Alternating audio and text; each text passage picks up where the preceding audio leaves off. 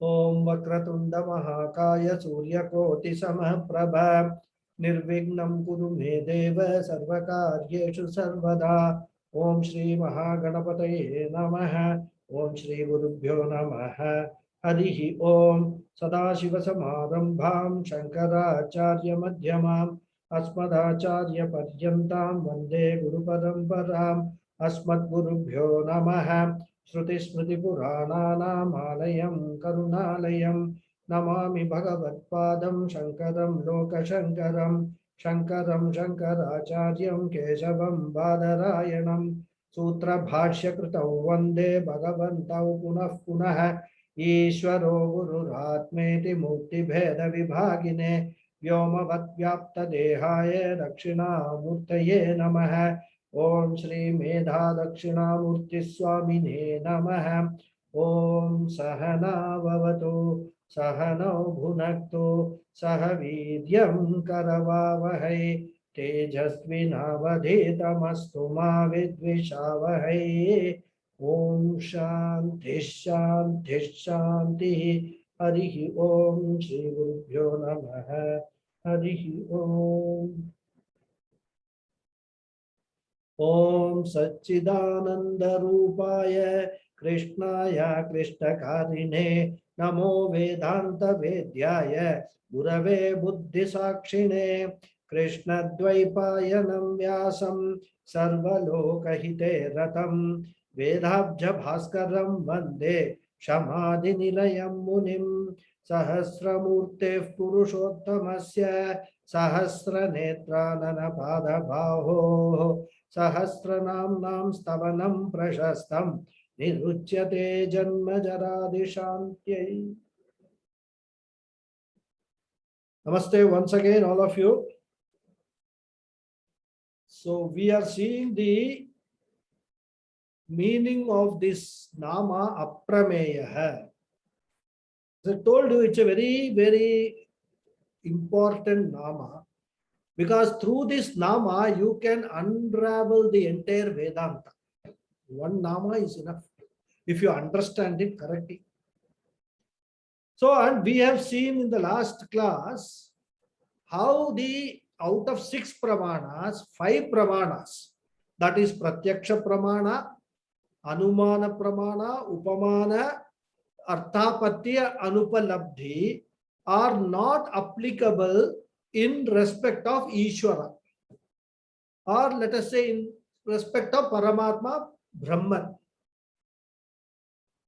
Because for Pratyaksha Pramana to be there, or to be a means of knowledge of Bhagavan, the Bhagavan has to have a rupa, a form. Whereas, according to Upanishads, Brahman is formless. So he can't be experienced in either in form of in the form of a form or a color or anything. He is Nirgunaha, he is Nirakaraha. So we can't experience Brahman directly. So, and the other 4 pramanas, that is Anumana, Upamana, Arthapatti and Anupalabdhi, they all are means of knowledge which are based on Pratyaksha Pramana, direct perception. So when direct perception is not possible, the other 4 pramanas also will not work in terms of understanding what Ishvara is, what Bhagavan is. We saw that in quite a detail in the last class.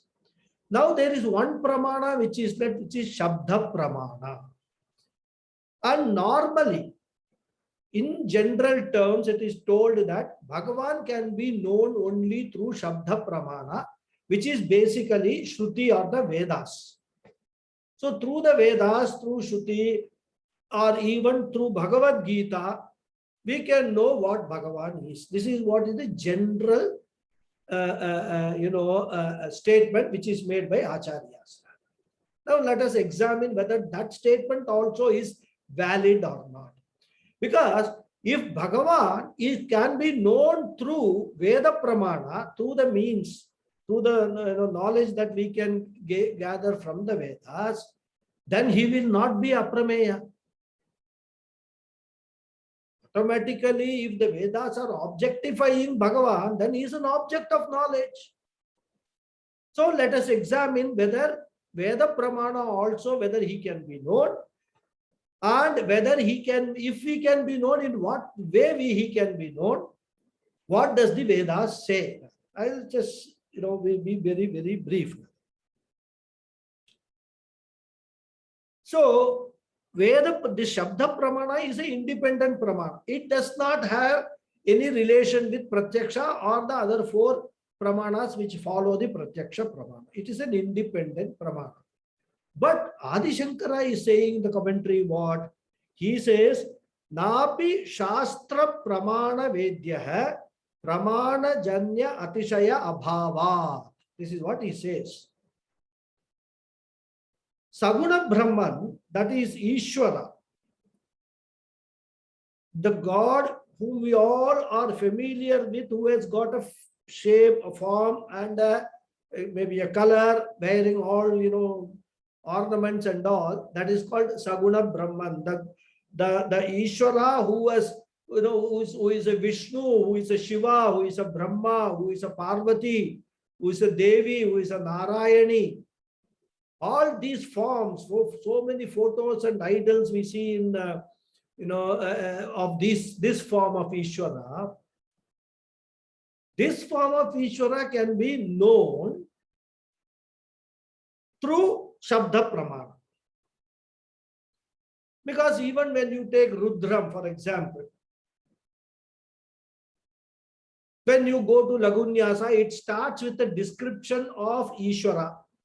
Even Vishnu Sahasranamam, we have seen the Dhyana Shlokas. How to visualize that Vishnu, we have seen. So through that, and from where, these are all Shabda Pramanas only coming from the Shastras. Through that, we can at least understand what the Ishvara means. Ishvara means Brahman plus Maya, combination. Saguna Brahman. And as a maker and a material cause, that is as the Nimitta Karana and as well as Upadana Karana, he is the creator of the world. And this knowledge, we cannot either confirm or negate by any of the other five Pramanas, by Pratyaksha Pramana. The only way it says that, for example, in Rudram, in the beginning of Lagunyasam, the visualization of Lord Shiva, the mantras are there. How to visualize. In fact, we would have rarely seen such a form of Lord Shiva. Then, just to recall those mantras, I have to recall the mantra. Many times when you are suddenly recalling it, it won't occur. I'll tell you. It says the Shiva, it is recalling or it is visualizing a Shiva with 5 heads. And then Kamandalam Shulapadinam, Jwalantam Pingala Jata Shika Mudhyota Dharinam, Vrishaskanda Samarudam, Umade Hardhadharinam, Amrutena Plutam Shantam, Divya Bhoga Samanvitam, Digdevada Samayuktam, Sura Sura Namaskritam, Nityam Cha Shashvatam Shuddham, Dhruvam Aksharam Avyayam, Sarva Vyapinam Ishanam Rudram Vai Vishwarupinam, Evan Dhyatva Dvijas Samyak Tato Yajanamarabe. This is the mantra visualization of that Shiva, having Kamandala and all the Shula Dharinam and all that, Shula Paninim. So that way, the Veda mantras are giving you a picture of what that Shiva looks like. We can visualize that Shiva in some form, rather. Okay. But that can only be visualized because of the description in the Shastras. Not directly, we cannot perceive that Shiva at all. So, in that manner, we can say that Bhagavan can be known through Shastra Vedya. He is a Shastra Vedya. Through Shastras, we can know Bhagavan. But again, we have to understand, not known as an object. And if Ishvara is Shastra Pramana Vedya, then it can be known only through by words. And if it has to be known through words, then there has got to be an Atishaya. Atishaya means a speciality which is pointed out by the Pramana, by the Shastras. Like in this example I gave you of Rudram, it is pointed out that Isha, Ishvara, he has got five heads. Then he has got a Shulapaninam, then Kamandalam, then he has got a snake in the, as his Upavitam. All that, description is there. We cannot see such a Shiva, but we can understand that form of the Shiva through Shastra. Okay. So these are all the specialities. This description will fit only to Shiva. This description will not fit for Brahmaji or for Vishnu and all that. Only for Shiva, this description will fit. It helps the artists to see this description and draw the figure of Shiva, and then, we can use that for our meditation, use for our puja and all that. So, if there is a speciality that can be pointed out by the Shastra. So, some speciality of the Ishvara is required. For example, in the case of Brahma, the speciality Shastra will say is Chaturmukha. He has got 4 heads looking at each direction. So from that we will know Brahmaji. Whenever we see, this is Brahmaji. So like that, every god has got certain description, certain Atishaya, some speciality. Durga Devi sitting on a tiger, speciality. So all these things we know. From that we can understand what Ishvara is, what a Saguna Brahman is. And this speciality can be expressed in words only if it has got certain attributes, which we have seen, I think, earlier also. What are they? There should be a jati, a guna, sambandha, kriya, or a rudhi artha should be there. So jati means a species. Should that anything expressed by the word, if it is an object, it should either belong to a species, or it should have a certain guna or attribute, or it should have some relationship with something else, or it should be something related to some action, or it should represent a popular meaning. That word should represent a popular meaning of that particular object. Only if it comes within this framework can you express any object in terms of words. This is the rule, or this is what the Shastra's structure is. How you can express through words only if they have got one of these 5, one or more of these 5 attributes or 5 characteristics.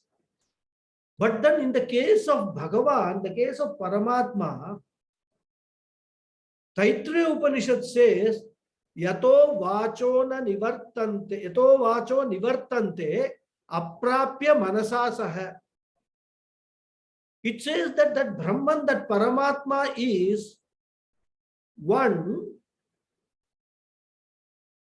from where all words retreat. Yato vacho nivartante.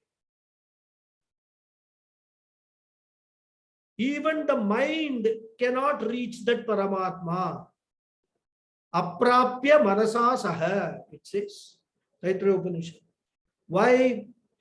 Because, as I told you, that Paramatma, Brahman does not fall into one of these 5 categories of Jati, Guna, Karma, then Kriya and Rudhi.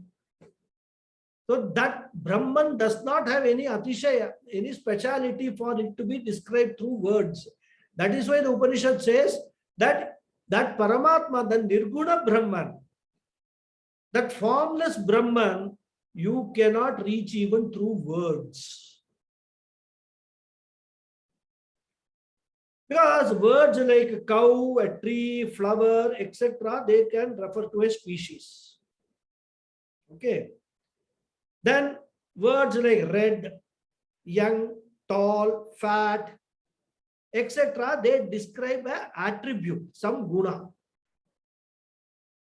Then sambandha, relationship, like father, son, they are all relationships. They can also, words can express those relationships also. And through an action, we can arrive at a substantive. For example, driving is an action.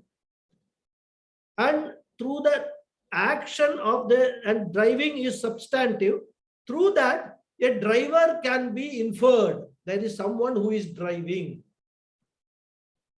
So that way also the words can, that they can express through an action, we can get some object. And words can be used to express conventional popular meanings. Like, for example, when we say Vyagraha, popular meaning is a tiger which is found in the forest. That's a Rudhi Artha, it is called. But then the word Vyagraha can be used in a sense of somebody, oh, he is a tiger in mathematics. That is not the Rudhi Artha. That is the implied meaning. That is the not the Vachyartha, but Lakshyartha of the word tiger. So even that also, when you are expressing a Lakshyartha with a word, there also to some extent we can take the guna or some aspect of that Rudhi Artha and apply to it. For example, if I say I saw a tiger in the zoo, nobody is going to mistake what I am saying. They know, they understand what I mean by tiger in the zoo. There's a conventional meaning of the word tiger.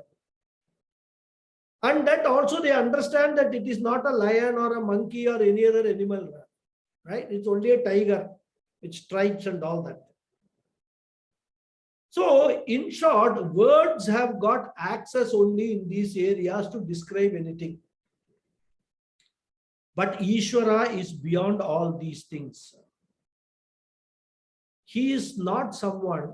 Ishvara means, I am here referring to Saguna, Nirguna Ishvara. He is not a person to be described like this. But then, yat evam shastra yonitvam khatam. Then why is it said that Ishvara can be known through Shastra? That is said. Why is it said like that? And when we say Ishvara is aprameya, it does not mean that he cannot be understood through Shastra also. That it does not mean that. Because if it means that, then Shastra would become useless. Well, then Ishvara will be a entity which cannot be understood at all. Then all our classes are a waste. What are we trying to do here?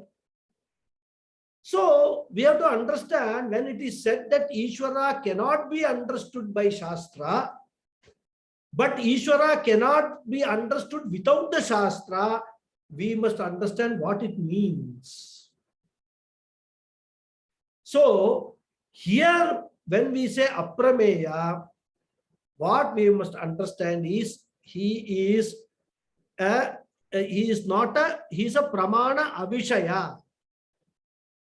He is not subject to any means of knowledge.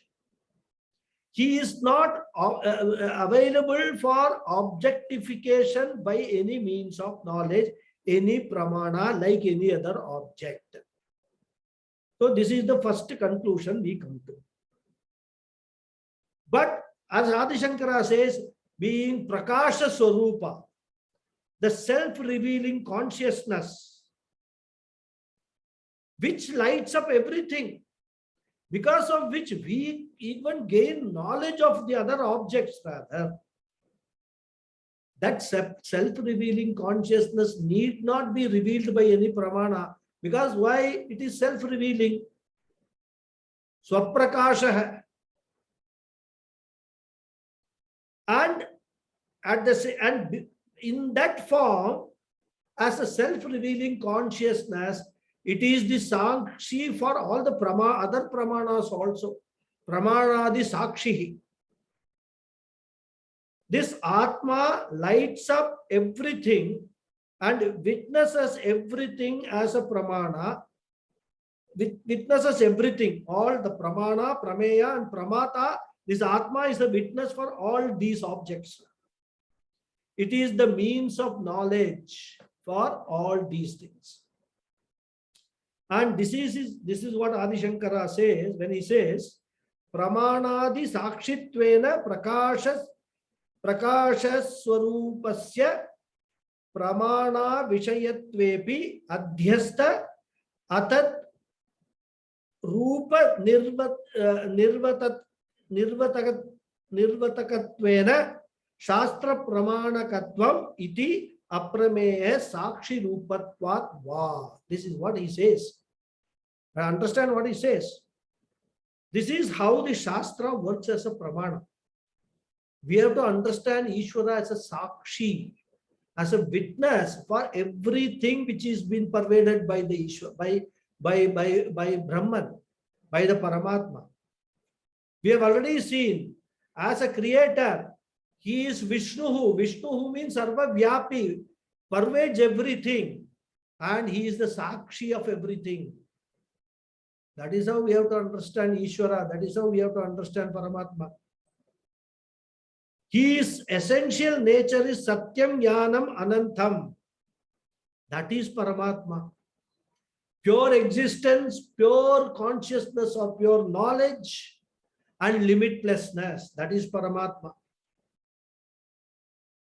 So the reality of Ishvara is aprameya. He is not an object. He is not an object of any means of knowledge. As I said, because he is nirguna and nirakara, formless and no attributeless. So what happens? Shastra works as a pramana, by implication. Adhyasta atatrupa nirvakatvena. Nirvatakattvena. So what he says is, by negating all that is not Ishvara, Shastra tries to make us understand what is Ishvara. Because any amount of words you use, it cannot describe Paramatma. How do you describe something which doesn't have a form and doesn't have any guna? Forget the other requirements. How do you describe something? Can we describe space? Space is that in which nothing else is there.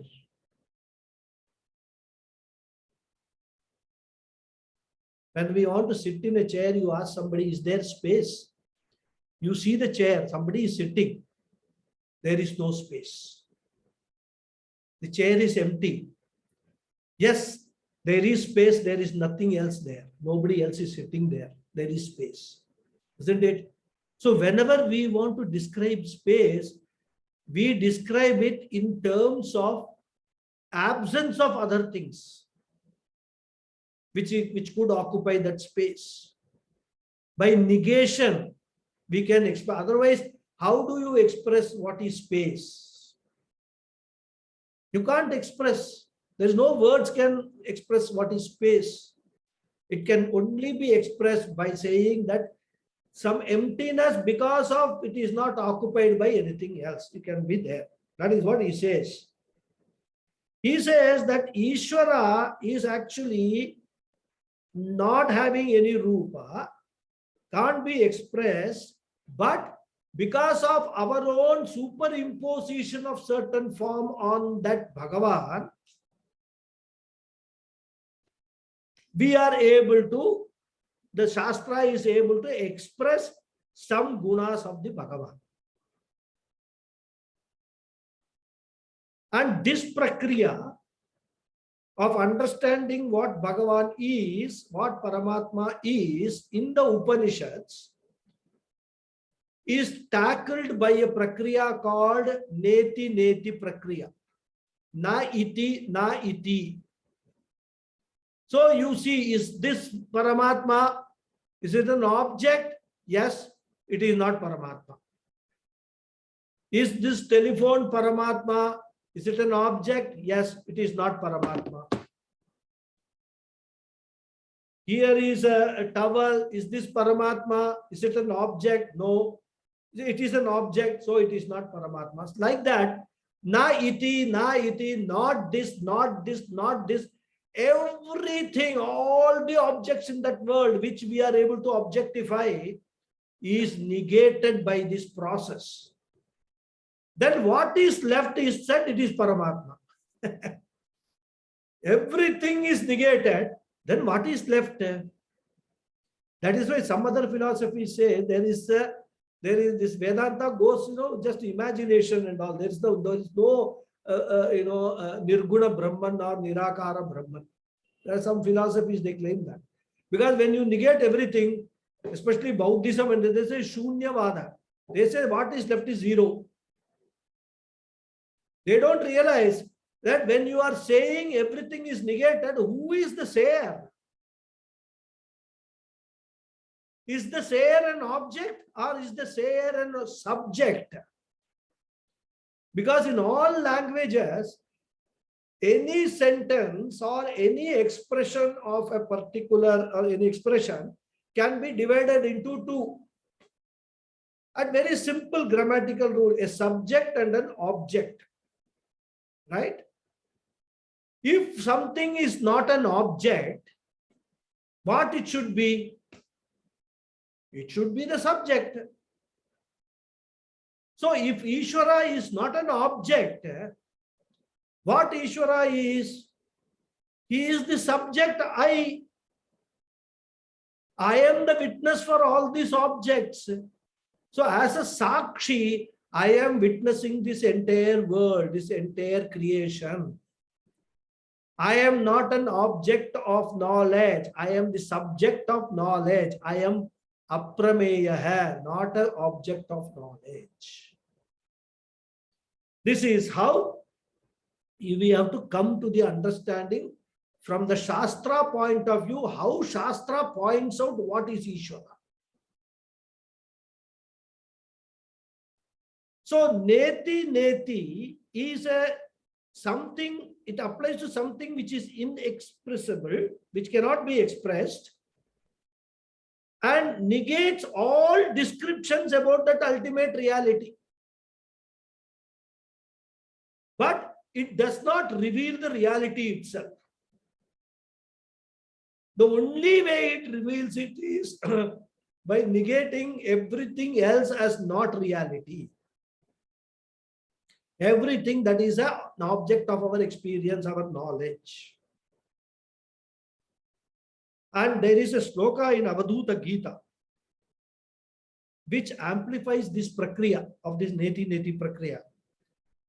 Tattvamasyadhi vakyena swatma hi pradipaditaha neti srutir bhuyat anritam pancha bhautikam. Beautiful sloka in Avadhuta Gita. Mahavakya such as Tattvamasi, Aham Brahmasmi.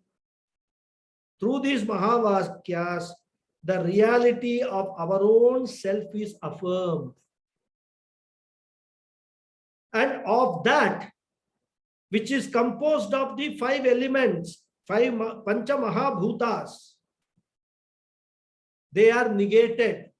They are untrue, anritam. And for that, Shruti says, neti.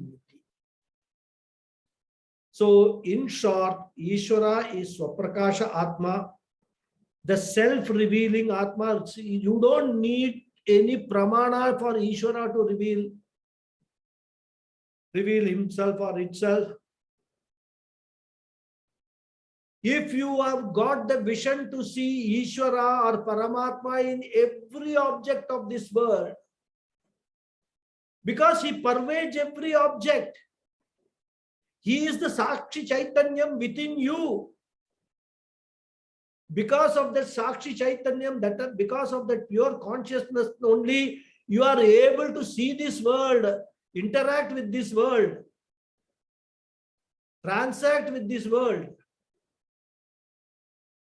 If you understand that Sakshi Chaitanyam as that yourself, as the subject, then aprameya, not an object of knowledge.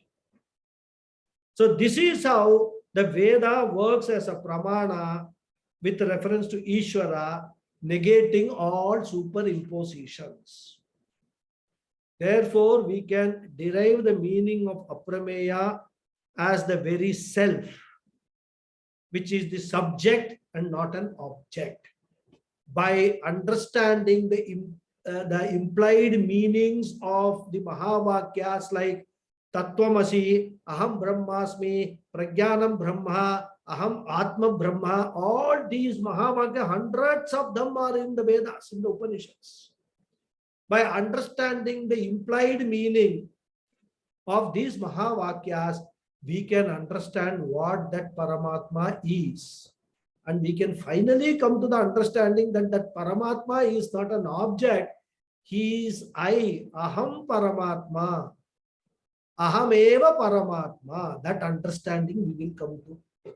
And that is the culmination of the entire Vedanta teaching rather. That is the culmination of what Bhagavan teaches Arjuna in the Bhagavad Gita also. So this is how the word aprameya should be understood. Okay. It's taken a long time. It has almost taken one and a half classes, but I thought since there was a doubt raised and it is a very technical area, this much of explanation was required. So if the people have still got doubts, you can ask me during the question answer session. Okay. We'll go to the next nama now. Rishikesha. Rishikesha, the main meaning here is the Lord of the senses, sense faculties that we have. He is the Lord. Rishikani Indriyani Tesham Ishaha Kshetranya Swarupa Bhak, says Adishankara. Yadva Indriyani Yasya Vashe Vartante Sa Paramatma Rishikesha. Second meaning. Yasya Va, third meaning. Surya Rupasya Chandra Rupasya Jagat Pratikara Hrishta hai Kesha Rashmaya hai Sah Rishikesha hai. Three meanings he gives. We'll see all of them very briefly. The Swarupa of Bhagavan is presented as Pratyagatma, the inner self, the indweller of every object in this world. Atma means indweller, Atma means the reality. The reality of everything in this world, including your body-mind complex, my body-mind complex, is Ishvara Paramatma, Bhagavan. Rishika means the sense organs. So as the self, as the Jivatma, the Kshetranya, he is Ishaha, the Lord of the senses. He is the one who is lording over our senses. That is why we need to have the Paripurna, Kripa of Ishvara for all our sense organs to work very well throughout our life. In Sandhya Vandanam, when we do Madhyanam, this is the prayer that we are offering. Jivema Sharadashatam, Nandama Sharadashatam, Modama Sharadashatam, Bhavama Sharadashatam, then Sunuvama Sharadashatam. All these, let my life be 100 years. By 100 years, what is the point in living if you can't hear, if you can't see? Pashyama Sharadashatam. Shrunuvama Sharadashatam, let me see for 100 years, let me hear for 100 years. This is the prayer every day you are offering. Offering to Surya Bhagavan, through Surya Bhagavan to Paramatma. Please bless all my Indriyas. This is what is the prayer.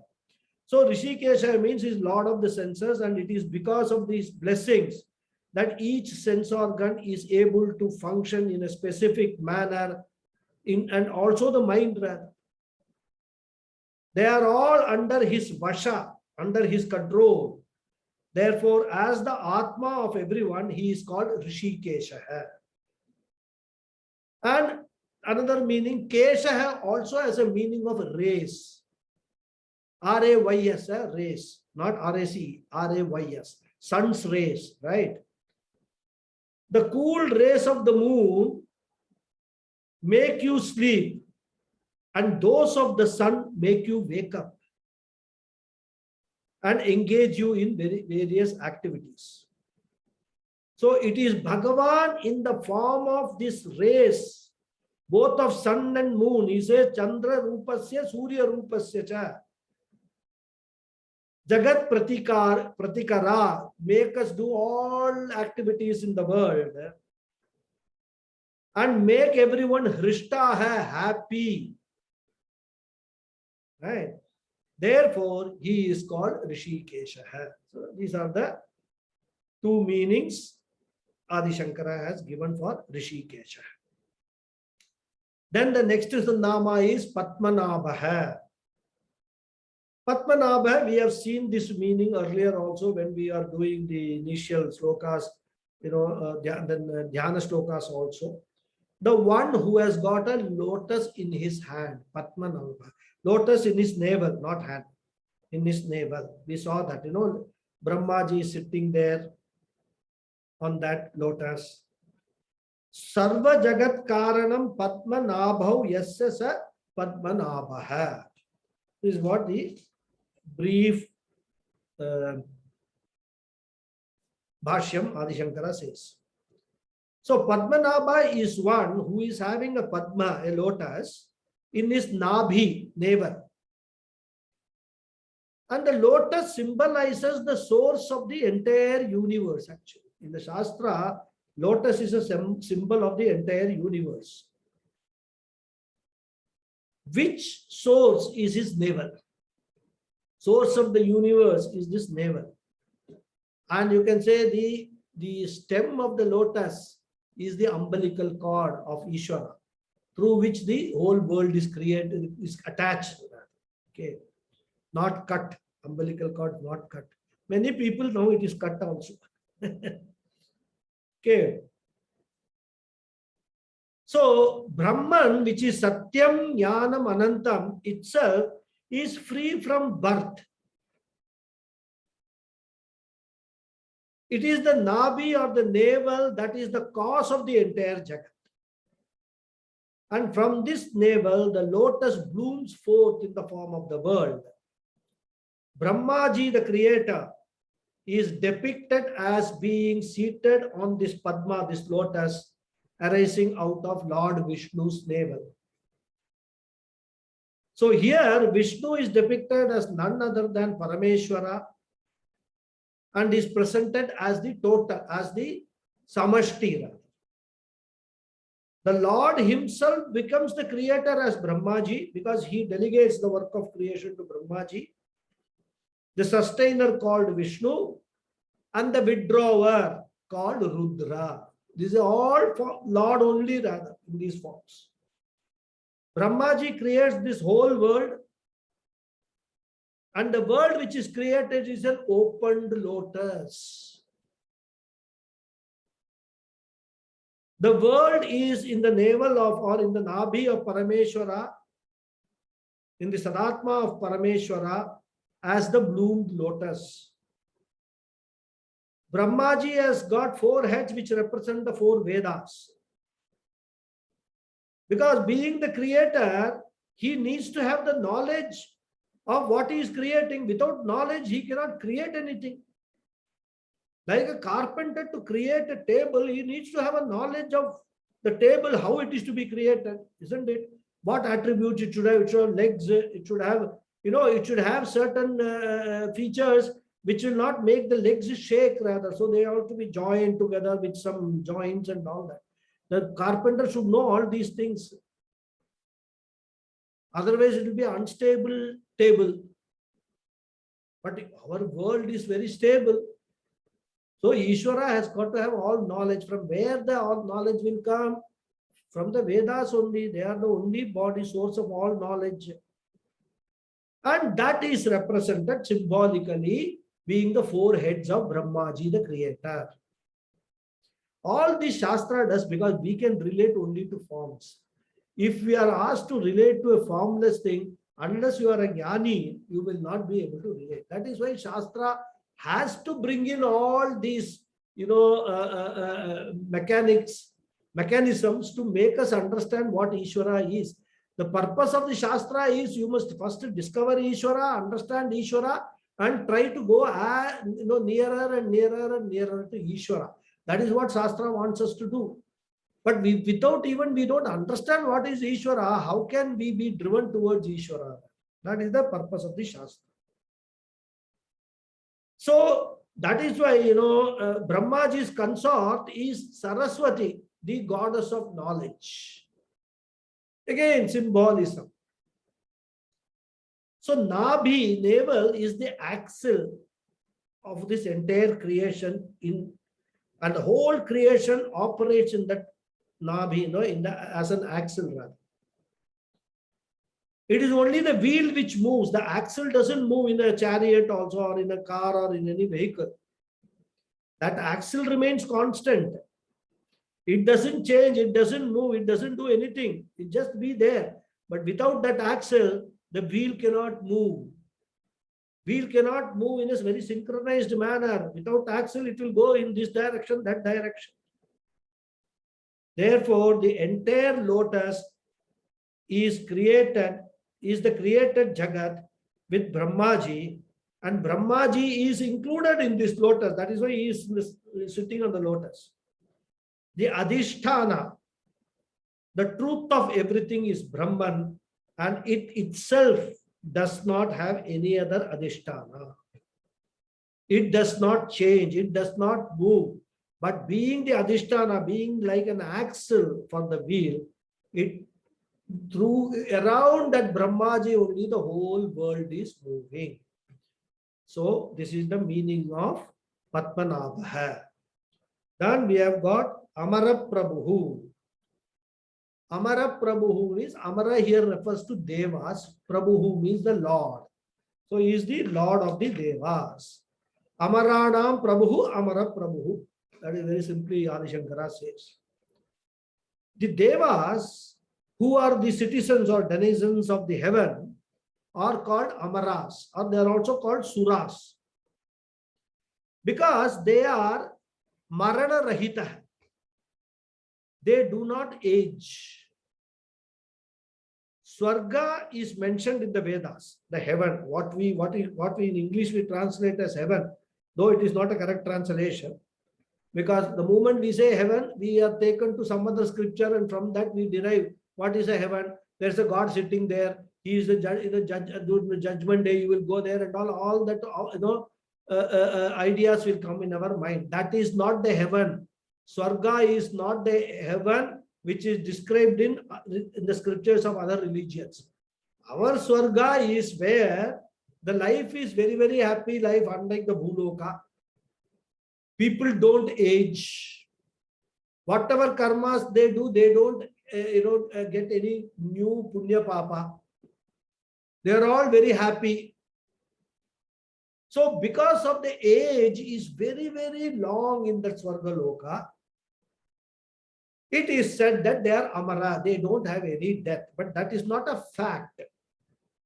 Because Bhagavad Gita says, Chine Punye Martelokam Vishanti, it says. Bhagavan says, you go to Swarga Loka because of lot of punya karmas, and you have done and earned lot of punyas. That is how the rebirth takes place. Swarga Loka going also is a rebirth only. It is a travel from this Jivatma traveling to Swarga Loka because of lot of punya. The way Shastra says is that if your punya papa account is more or less balanced, you will get a Manushya Janma. If your papa is more than punya, then you will get a animal Janma. But if your papa is, far exceeding the punya, at the same time, some of the papas that you have done is very, very papas, then you will get a plant janma. You will be born as a plant and all that. You can't move anything. You are at the mercy of everything else in the nature. The wind blows, the rains lash, lightning strikes. You are at the mercy of the Panchabhutas. If you are a human being, you can take refuge. If you are an animal, you can take refuge. Plants, trees cannot go anywhere. They are, stuck. This is the result of doing lot of papa karmas. On the flip side, if you do punya karma, more punya karma, go to Swarga Loka. Much more punya karma, go to Brahma Loka. So there are those lokas. Go to different higher lokas. You can go. But everywhere you go, you are going at a jiva only, as a finite jiva only. And once that punya is exhausted, whatever punya because of which you have gone, the validity period of the visa, whether it is 6 months or whatever it is exhausted. Shine punye martyalokam vishanti, says Bhagavan Krishna. So you come back to this bhuloka in one of the forms.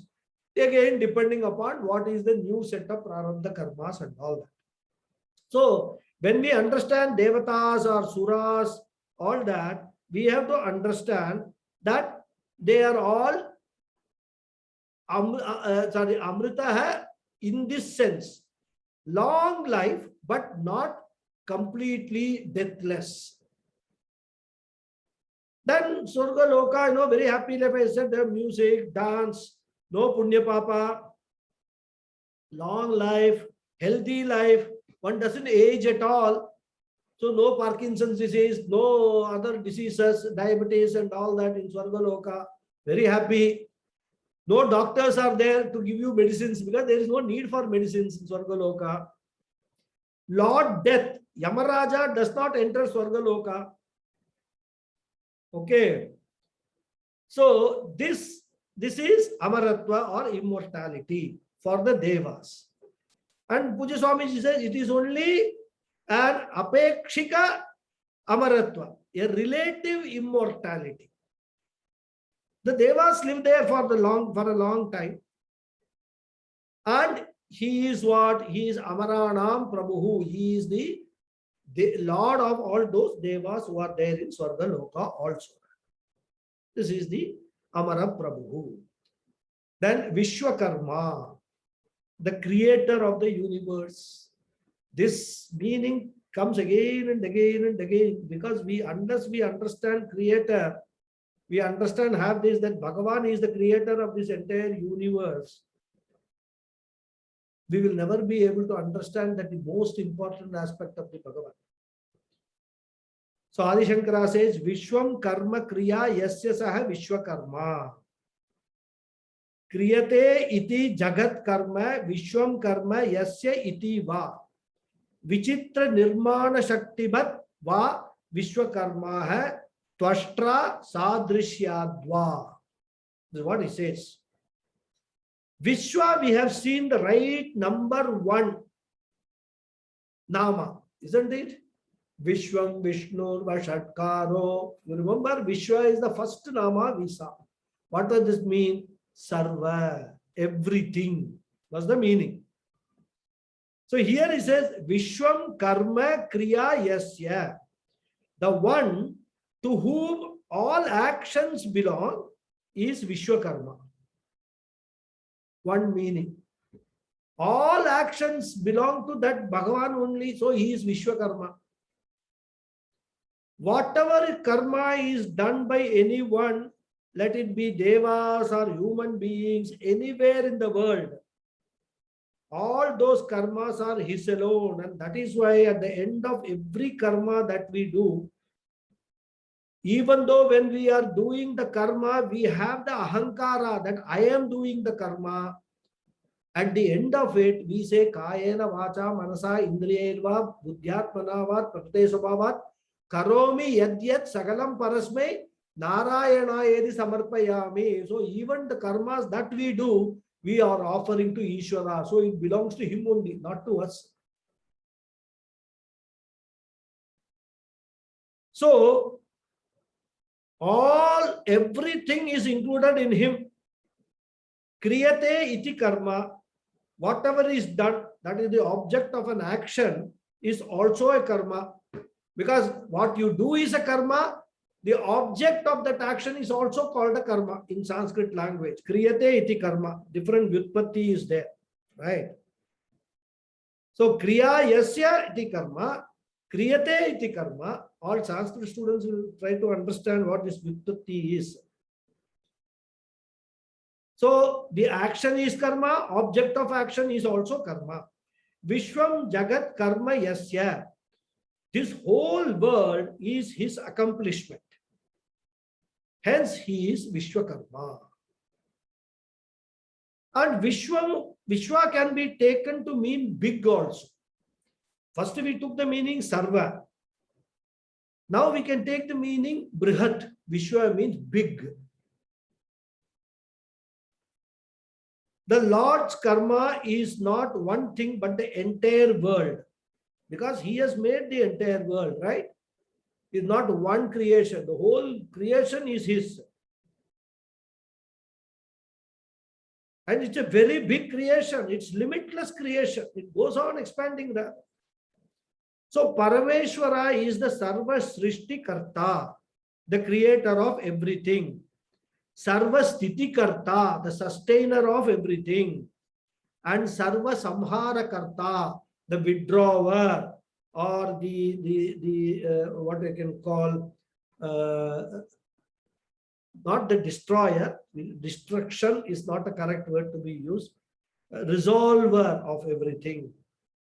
Therefore, he is one of very great activity, continuously doing something. Vichitra Nirmana Shaktimat Va Vishwakarma is the last explanation he gives, Adi Shankara. He is Vishwakarma because he has this wonderful capacity to create this Vichitra Jagat. Vichitra means variety of things. Because somebody, one carpenter can create, say, furniture. A goldsmith can create, ornaments. A goldsmith, you ask him to create a furniture, he cannot create a furniture. But Ishvara is what? Creates variety of things. All knowledge is there. To create anything, he has got knowledge. And if you just look at this creation and wonder what beauty is there. I mean, there are, we see these flowers. What is the material with which this flower is made? We can't make out. We can't take that material, stitch them together and make a garment, because that is the kind of material a flower is made. Butterflies. I don't know how many people you have actually tried to catch a butterfly when you were young. Some of the butterflies, if you catch and leave them, their colors will stick to your fingers. Such beauty of nature. I mean, every aspect of nature you can keep on enjoying, and everything is done by Ishvara. So much detail is there. And he uses these for further, sustaining the world. He has created the honey bees, butterflies also. They take the pollen from one flower and go and, spread it elsewhere, so that these flowers are, they are reborn, they are regenerated. That's how he sustains this entire world. So if you sit and think about this creation, marvelous. Variety, there's no end to variety. Okay, so that is why he is Vichitra Nirmana Shaktimat. He's got that capacity to create. And everything is so orderly and purposeful. At the same time, no two things are identical in this world. Even when he has created the human beings, he has given us different fingerprints, not identical. Can you imagine what kind of, how many human beings are there and how many fingerprints are there? Fingers are there and how many this lines in the fingers are there, and to make each one of them distinct, what kind of capacity one should have? That is Ishvara.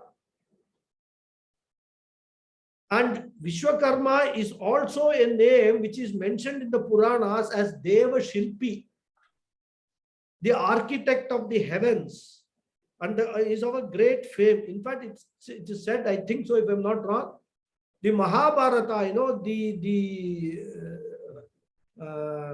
Hastinapur was created by Vishwakarma. It is somewhere comes to my mind. I'm not very sure about that. So the Lord being the creator or the architect of this entire Vishwa, he is called Vishwakarma. Vishwakarma Sadrishya, because he is like the heavenly architect Vishwakarma. Vishwakarma also is talked about in a very glorified in the Shastras, in the Puranas.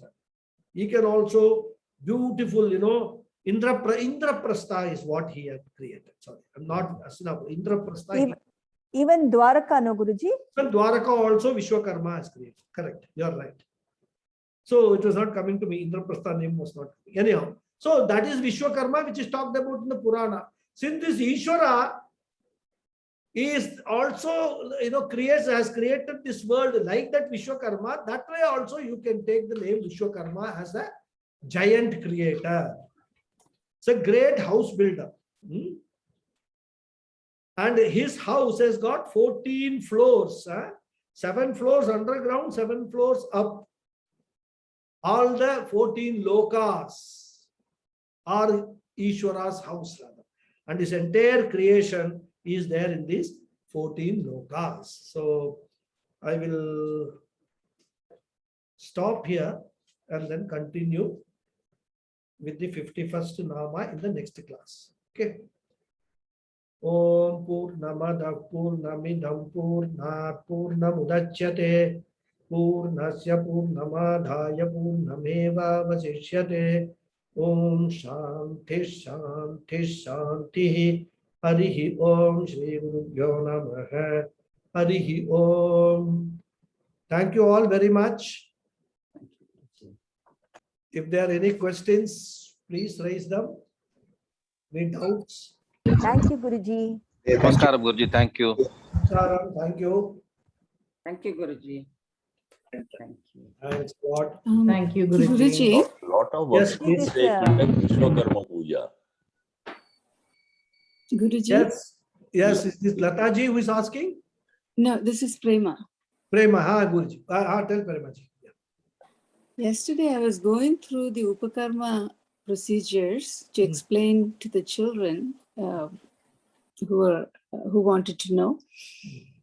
And in that, when we came to Shuklam Bharadaram Vishnu Shashivarnam Chaturbhujam, there was a quote at the bottom that says, if you are a Vaishnava, you do not have to repeat this, go elsewhere and you will find a prayer to Vishwakarma. Now, in this context, I have heard explanations that Ganesha's big belly is because the entire creation is sustained within him. And Yes, in the context of Vishwakarma, I don't understand why they even mentioned that if you're a Vaishnava, don't say this prayer, go elsewhere. So what is the connection between Vishwakarma and Ganapathy and Brahma here? One is the creator. It's really confusing for the children too. Vishwakarma, they say Vishwaksena Upasana. For Vaishnavas, instead of Ganapathy, which the Smartas, they do Ganapathy Vandana at the beginning of any karmas. And because Ganapathy is the son of Shiva, Vaishnavas do not follow Shiva. For them, Shiva is a god of, is not a god to be followed at all. For them, Vishnu is the only god. So they don't follow. So Vaishnavas, they actually don't worship the Ganapathy or any Shiva's, any Shiva's family, rather, Devi and all that. This is the, So far as the smartas are concerned, we have no problem. We have no difficulty in worshipping Vishnu also. We have no difficulty in worshipping Shiva also, because we understand that all these are only forms.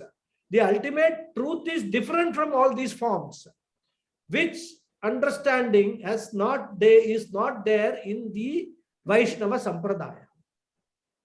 They feel Lord Narayana is the ultimate.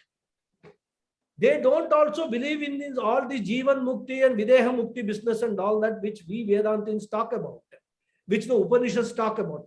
For them, they talk about Salokya Mukti, Sayujya Mukti and all that. Going to, Vishnu Loka, Vaikuntha and being one with the Lord. That is the Mukti for them. So these are two different philosophies rather. So that is why they either do Vishwaksena Upasana. In fact, when we started this, we did a prayer to Vishwaksena, isn't it? Vishnu Sahasranamam beginning starts with Shuklam Bharadaram. What is the second shloka? Yeah, yasya dvirada vakrasya. Yasya dvirada. I explained it very well also, and to my best of knowledge, Vishwaksenam tamashraye. So far as Vishnu Sahasranama is concerned, it is very balanced one, both for Vaishnavas and for Smartas also. We have no such a difference rather. Both can use. When Vaishnava is to chant Vishnu Sahasranama, they will omit the first one. They will not say Shuklam Bharadaram. They will start with the second one. So these are all, according to our Vedanta, all these things are superimpositions on the reality by human beings. They have to be negated. They are all mithya. That our approach should be to understand the reality, what is the truth of this entire universe. That should be our spiritual journey to understand that. And that is Brahman, or what we call Paramatma. Thank you. Okay. Yes, please. Any more questions? In fact, in the workshops, they perform the Vishwakarma Puja. Vishwakarma Puja also they do. I do not know too much about, lot of knowledge about this, Vaishnava Sampradaya. If you want, I can look up and say why they do Vishwakarma Puja. But Vishwaksena is the Hayagriva, Vishwaksena. They are the what we can say, the alternative for Ganapathy in Vaishnava Sampradaya. And that's why, if you remember, one student asked me also whether this photo behind me is Hayagriva or not. The Hayagriva also looks like Ganapathy only. Vishwaksena also looks like Ganapathy. Ganapathy. Thank you, Guruji. Thank Hari you. Thank you. Guruji, Yeah. if I can, there's a little bit of a mix-up in my mind about what I heard in yesterday's class, where we were talking about salutations to Vyasa Muni. He divided and codified the Vedas, and the first three Vedas, and the Atharva Veda came along later. Yeah. So then here, when we are talking about Brahmaji having the Vyasmuni, yes, he was the ancient, but then somehow in the mind we can correlate to the Vyasmuni's time. But Brahmaji, here we are saying that he's got 4 heads representing 4 Vedas. So does that mean Atharva Veda? No. I will explain. It's a good question. It's a good question. I will explain to you. What was the context in which that 3 Vedas thing is said? See, what happened was, there was this Vedas which was one body of knowledge, right? Now that body of knowledge contained mantras which were of different natures. There were mantras which were in verse form, which is called Rig, right? Then there were mantras which were in prose form. Then there were mantras which were set to some musical notes.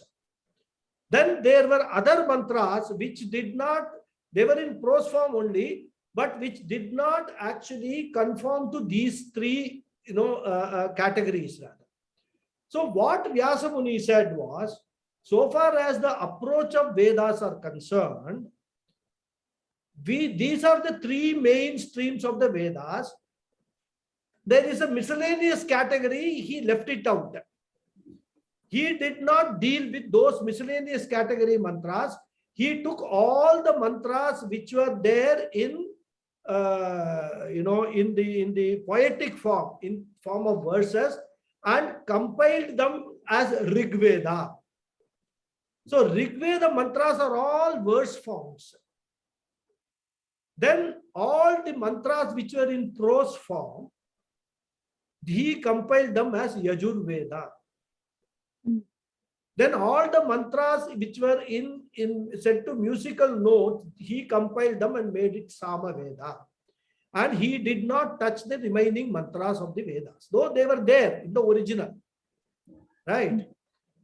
So what happened was, later on, this Angirisa Muni and also Atharva Muni, what they did was, they said that this is Vyasa Muni's work is main, but we will also add to that. So all the other mantras, actually they were dealing with so many other aspects which were not aspects relating to worship, like Jyotisham, all those kind of things, so many things are there in Vedas.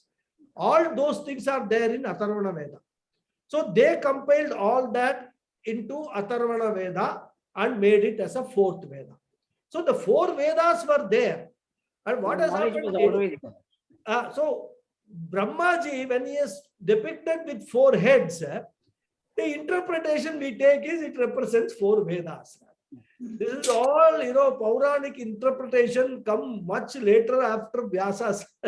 Vyasa himself might have done it, I don't know. These are all later explanations of this Brahmaji, right? Four heads and all that. So it is not that these Veda mantras were not there during Vyasa's time. He didn't deal with it. He didn't feel it important for his purpose of codification to make those mantras into one body and make it Atharvana Veda. That is why it has got the name Atharvana Veda, because it was made by Atharva Rishi. It takes the name of the Rishi. These three Vedas are not called Vyasa Vedas, even though they were codified by Vyasa, right? So that is the difference between these three. Thank you. In Shastras, whenever we talk about Vedas, in Upanishad, they talk about three Vedas only. Right? So the fourth Veda is never talked about. So these are all very technical aspects of the whole. Very nice clarification. We have to go deep into this and understand what this is all. There is a very good explanation everywhere. What I know is only very, very little, honestly speaking. But whatever I know, I am sharing it with you, what I have learned from my gurus. Thank you. I mean, that is just an academic question that doesn't make any difference to the understanding. So we have to reconcile all these things. It's a good question, as I said, because that does throw up a question. So this is how we have to reconcile this whole thing. Thank you. Thank you very much for this. Thank you. Any more questions, please? Otherwise, shall I close the session?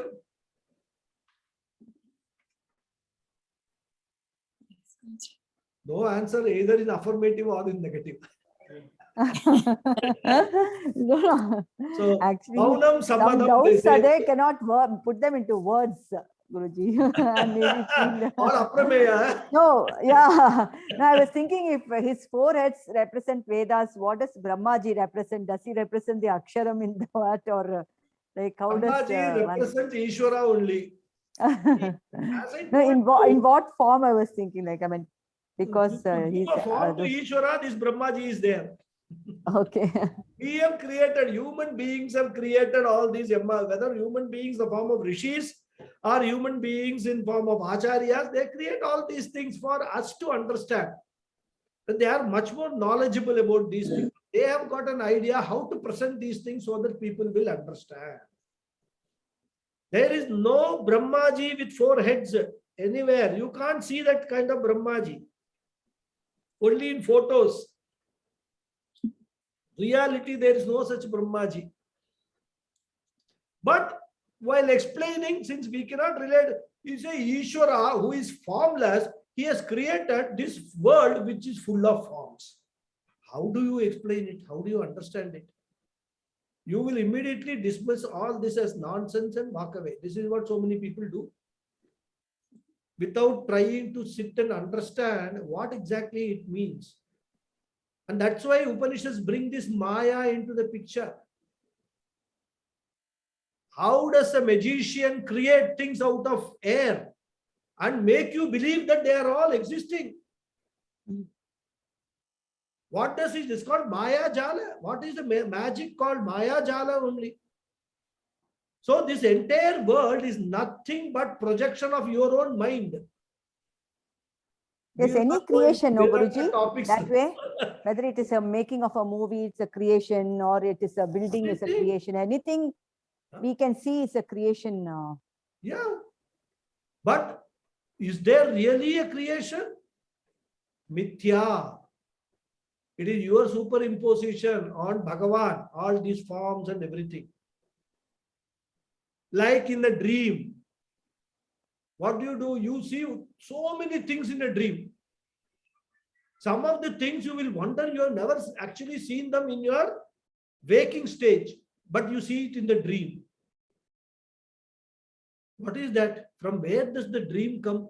Is there somebody with a projector and a screen showing this dream to your mind, yourself? Your own creation is the dream. All the thoughts which are there stored in your memory, they are brought out at random, mixed up together, and then you yourself are projecting. The whole thing is unreal. But when you are in the dream world, what it appears to you? Totally real. You cry in the dream, you laugh in the dream, you become desperate in the dream. You have won a big lottery ticket in the dream and you have misplaced the lottery, you keep on searching. When you wake up, will you still search for the lottery ticket? Taking the dream to be true? You will not, because you know when you wake up, as a waker, you know the dream was unreal. And what all you were there, you also have a dream body also. And the dream body was also unreal. And when you become a super waker, when you get jnanam of the ultimate truth, and you actually, imbibe that knowledge of what the ultimate truth of this world, this entire world will become unreal for you. Till just time, you are no different than a dreamer in a dream world. You are a waker in a waking world. That's all. Our idea, our approach is, our spiritual journey is from becoming a waker to a super waker, to become a jnani. And when you see everything to be same in the world, Sarvatma Bhava. Why? Because all these things are unreal only, so it doesn't matter. Whether it is in the shape of a tree or the shape of a human being or in the shape of a lion, it doesn't matter. They are all same only, unreal. And what is pervading everything is only Atma, Brahman. So Sarva Atma Bhava, when you get that to that stage, even this whole world will look will be rendered unreal to you. All mamakara, ahankara, everything will vanish. So anyhow, that is a deep Vedanta. It becomes quite a paradoxical situation for the mind that everything is unreal, but at the same time, everything is a form of the same Ishvara. Yes. At So one if end you it is unreal, but at the other end, everything is the form of the same Ishvara. correct. So what Veda says is, if you want to understand Paramatma, you can understand only through Maya. Only through all the objects of this world. If you understand Ishvara pervades every object of this world, you can understand Ishvara through every object. So Ishvara is not an experience in itself. He is not an object of our experience. Many people say, oh, I'm doing meditation and Ishvara should come in my mind and all that. No, Ishvara will come. He's already there. What he will come? He's already there. Hridi. Sthitihi. So what, from where he will come, and he is all pervading, he can't move. So this is all, our own superimposition. There is a Ishvara. I will meditate on the Ishvara and he will show his, his Swarupa to me and all that. Rupa to me, not Swarupa, Rupa to me. So all this thing all there, but if we want to understand Ishvara, every experience of ours, every object which we come across is all Ishvara only. We don't need a special murti or idol to worship Ishvara. Because he is formless and he is in the form of all forms also. Both. He is the formless content of all forms. That is Ishvara. He is existence. If something is Ishvara, existence, pure existence. So that is how, when we go into Vedanta, deeper into Upanishads and all that, all these aspects become very, very clear in our mind. And then it sets course for our journey. Okay. Thank you for the lovely Okay explanation. then. Hari Om. So we'll see you next Sunday. Okay. And next Saturday, Lataji, I will give you explanation of Pari in the Bhagavad Gita class. Okay. I have found the explanation. Okay. Thank you. Hari Om. Hari Om. Thank you.